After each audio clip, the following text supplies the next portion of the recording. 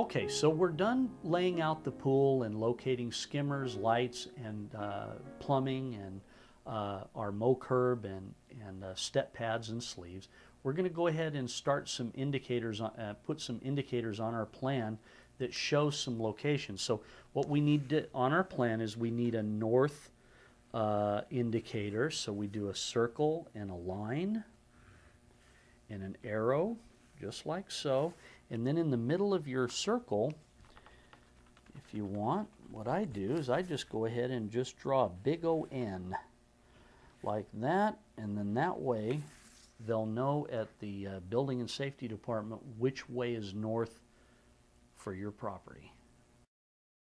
Okay, so now what we want to do is we want to show our setbacks for the pool equipment, and we want to draw a line with an arrow in the word pool equipment to show the Building and Safety Department where you plan on putting your equipment. So we've put ours, we've placed it right behind the rock slide to screen it from the view of the house. So here we've got 5 feet here to the filter. So we're going to go ahead and draw this in 5 feet, and then we might have a little bit more. We have 6 feet to the heater, the corner of the heater. So we're going to write 6 feet. And then again, we just want an arrow, and we want to show pool equipment. So you just write that in, and that'll take care of any notation to the city. Now that we've located our pool equipment and indicated its location, the next thing on the list is water line setback from structures and property line. So what that means is the city wants to know in feet how far away water is from each of those items. So we're going to start with the southern fence, and we're going to go ahead and put our 0 right on the water line. We're going to carry it straight over to the fence, and it is 15 feet. So we're going to draw a line over 15.6, as a matter of fact. We're going to go ahead and you just draw right through your the drawings of your material, because it doesn't matter. They can see that. Draw a straight line. We're going to say 15 foot 6 inches from this point to this point. And now this body of water is closest to the house than any other body of water. So we're going to put our 0 there, and then we're going to find the closest point, which is here, and that is 33 feet. So we're going to draw a line over to the house, hash mark, 33 feet. Then we need the north side. So this is the closest body of water. We put a 0 on our fence, draw a line over to the water, is 62 feet. So we hash mark, 62 feet. And then again, we find the closest point of the body of water to the rear of the property line. And that is going to come out at 9 feet. So we just draw a line, 9 feet. Now, if this behind the house, you have to note this. If you look over a fence, any one of these fences, and the property is a downslope or an upslope, you have to indicate that on your plan what that is. So if it's flat, you can leave it blank. But if it is an upslope or a downslope, the city and the engineer wants to know that. So let's say that the property just behind this one is a downslope. How we indicate that is by a line with a V, just like so. And that will take care of the engineer in the city knowing that the property just behind yours is a downslope. So the V is at the top of the slope. If it was reversed, so you would just put the V up here if that were the top of slope. But we're going to say 2 to 1 upslope, or 2 to 1 downslope, downslope, and we're going to write that there. So that's a note that we can show our city inspector. Now, what we also want to do at this point is we want to tell the city what our property line fencing is. So we're going to go ahead and we have 119 feet. We can go ahead and move that over here and make it cleaner. So we're going to go 119 feet, and this is a 5-foot high wood fence. So we just write that in real clear for them to see. And then how we indicate that this is a property line, we put a circle over that line, we erase what's inside of it, and then we just write PL. So you want to do that all the way around, all sides except the front. It's not necessary in the front.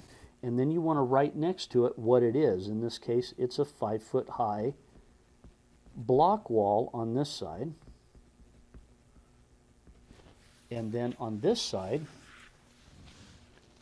it is a 5-foot high block wall as well. So now we have shown the city what our property line is about and what it's made of, and we've also shown any slopes just over the sides of our fences, and we've also indicated our property line to water line and our structural line to water line setbacks. We've indicated all of those, and so now we can move on to the final notations of our pool plan. Okay, so in this final stretch for notation, what we want to do is we want to go back out towards the front of the house, and we want to make sure that we indicate on our plan the driveway. They want to see that. They can probably make it out, but they're really picky about having things noted correctly, so we want to give them a plan that's ready for them. So we just simply write across your driveway the word driveway. So oh, we're losing a little bit of lead here. Yeah, it happens. Oh, here we go. So driveway, and you want to write the word existing, just like you do on your fence. We want to write the word existing, existing, and existing, and existing. Okay, an existing driveway. Now our wall, our access, is going to get built up, but we do want to show the access for the tractor, so we draw a circle and we write access here, and you can put dig access, you can put tractor access, whatever you want to write there, and an arrow. And then now we want to show our future fence, so we want to show our fence and our gate, and now they want the fence, they want the gate to open out. So no matter what, you'll have to draw it that way. Even if it's currently swinging in, you're going to have to change that. So we've got our fence showing that it swings out. On our opposite side, we show no gate access. That's a dog run. We're going to leave it that way. So now that we have all of our notes that we hand draw on our swimming pool, what we want to do now is we want to go ahead and finalize the plan by putting the radius notations within the circles of the pool. And so we're going to go ahead and do that right now, and then final notes on the plan will show you how that's going to look. And then from there, it's straight to Kinko's and get some copies for estimates. And then you're going to go ahead and ask for a PDF copy when you're at Kinko's. When they make copies for you, they're going to make you, you're going to want about 10 copies of your plan, and you're also going to want them to go ahead and scan one of your plan drawings in as a PDF, so you can email that to us. We can get engineering for you, and or you can have us review your plan that way without sending it through the mail. It's a great way to have us check your plans for you, and we do that at no cost. You just send us an email and ask us to look at it, and we'll be glad to look at it and see what we can offer as any suggestions or recommendations. So again, let's go ahead and show you at this point how it is that we set it up for the radius circles for the builder, and to show the layout process. It's very important to have the radius points, we call them pinpoints, for both you and the excavator to be able to lay your swimming pool out. So we want to go through that part of this segment to include that to show you how that's done. And it is very simple to do. What you want to do is you want to take your circles and you want to try to match the circle up that you had for the water line. So here we have our circle. So we found the one. Now to find the center of that, you want to just take your 1/8 inch ruler, lay the 0 across one side, and find the width of that in 1/8 inch scale. And this one is showing that this circle in 1/8 inches is going to represent 12 feet. So we go 6 and we put a dot, and now we're at the center of our radius of this circle. So then we come off of this dot, we go to the water line, and we draw an arrow like this, and we write the word, or the letter, we write the number 6 foot R. Okay? So that shows them the pinpoint, and then I emphasize the dot for that being the pinpoint. Now we want to find another radius. So you just keep going around till you get them all. And okay, so we have the proper circle here. We put our 0 there, and we find out the width of our circle in 1/8 inch scale, and this is 18 feet. So we go 9 feet, put a dot, and there's the center of our circle. And so now we draw a line and an arrow, confirm that radius. 9 feet, so then we've got a 9-foot radius. Okay, so now we want this out, this is that outside radius, so we're looking for the appropriate circle for that one, so we lay it in there. Okay, we've got it here, and that one's 16.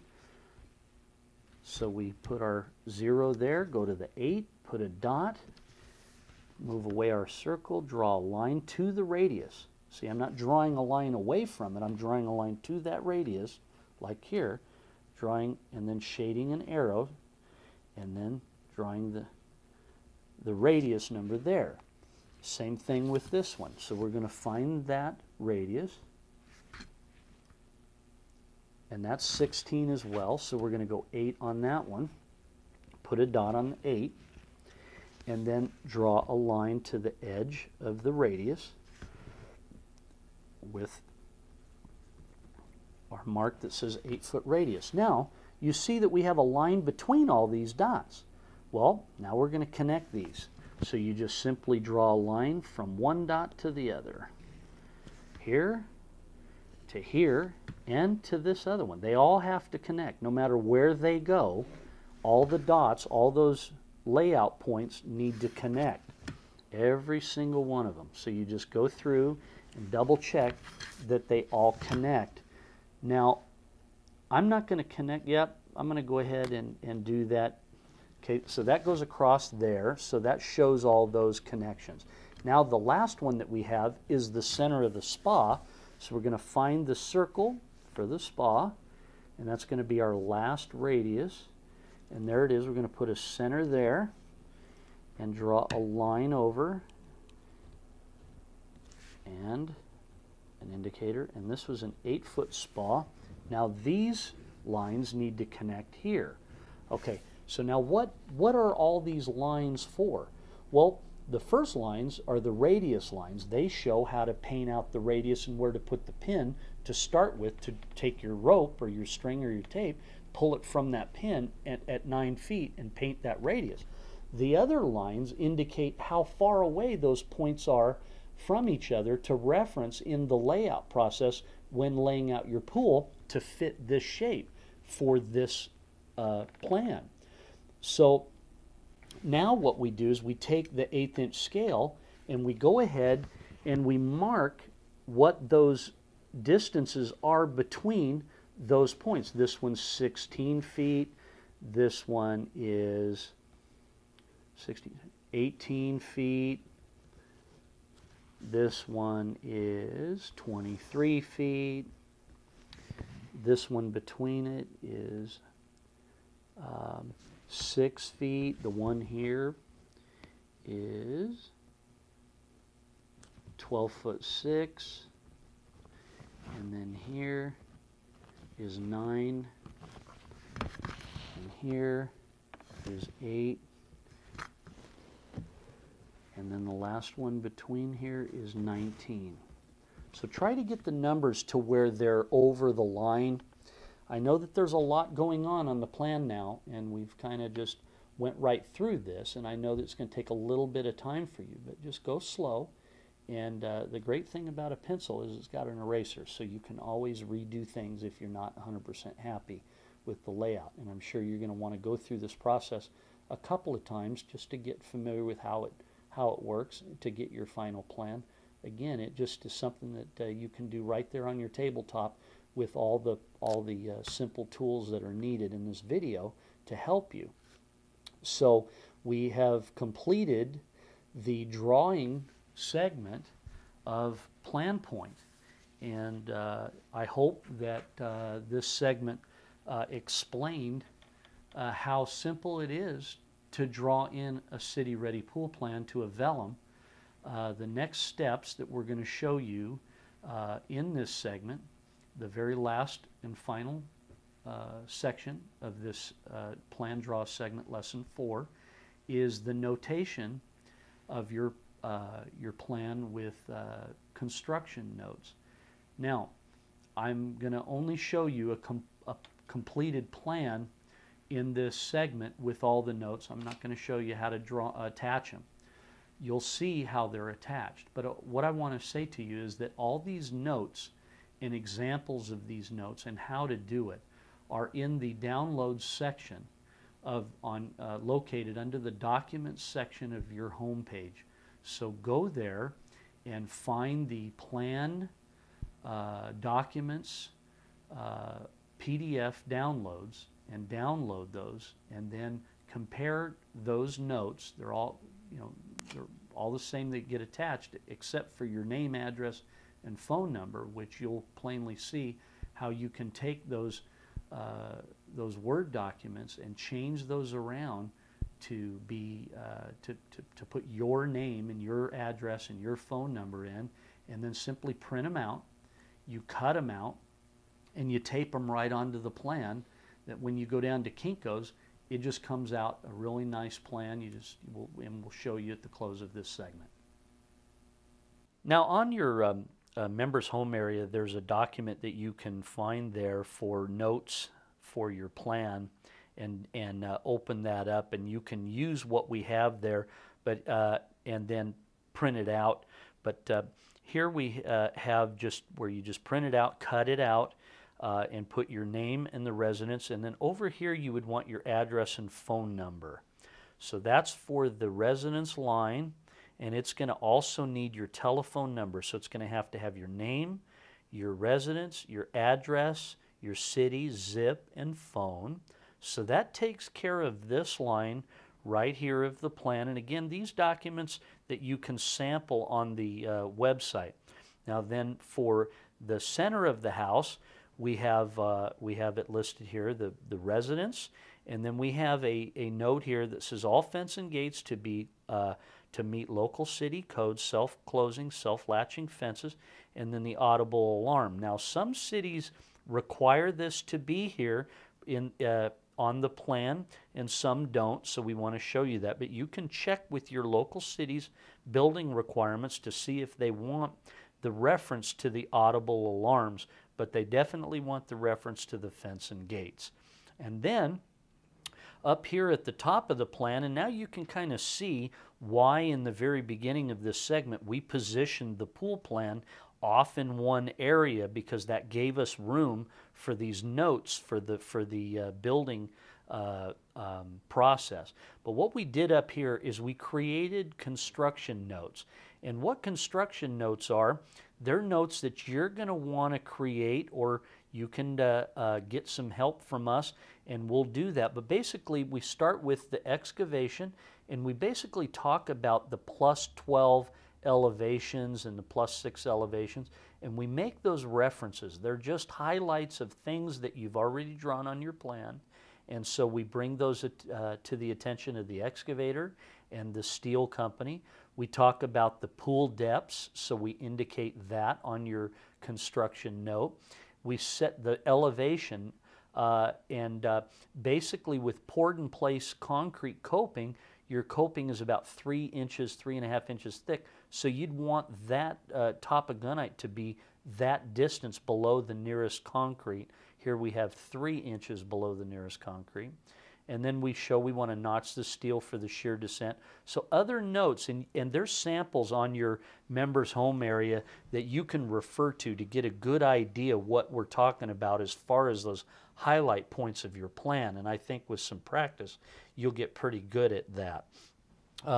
In this attachment right here, we're using a transparency, but you can still go ahead and paste the white paper there. It's not a problem when you print it out. But this is what's called the required notes, and this is showing the work compliance with the National Electric Code and building code requirements for construction, and some of the references that apply to that. So you'll want to go ahead and print that out. That's under your members homepage document section under required notes. Attach that to your plan, and then from here you would go down to a local print shop, or Kinko's is one that we use, and we go in and we just go over to the big plot machine and we ask for assistance, and they come out and they'll print one copy off to make sure that everything looks good. And then once they do, then go ahead and ask them to burn off about 8 or 9 copies. And again, to remember to get one version in a PDF to send to us so we can help you with pool engineering, or you can acquire your own pool engineering. In reference to engineering, your engineering would come standard. It's just a document that comes to you like this right here, and this is a standard pool plan engineering. And so we would send that to you, and it would be signed by the engineer, and also we would get the stamp on the engineer. Now, this is a standard pool engineering plan, but in this particular pool, with this distance of 9 feet here to the downslope, this pool would require a downslope detail across the back, and it would require a detail for the slide. So you would want to get us these plans to us that you draw. You'd want to email us a copy of that PDF that you're going to create, and have us look at those with all this notation to guide you in getting your proper pool engineering. So that completes this segment. If you have any questions whatsoever, please refer to contact us and the email link directly to us, and we'll go ahead and respond to whatever it is that you have a need for in your plan point questions.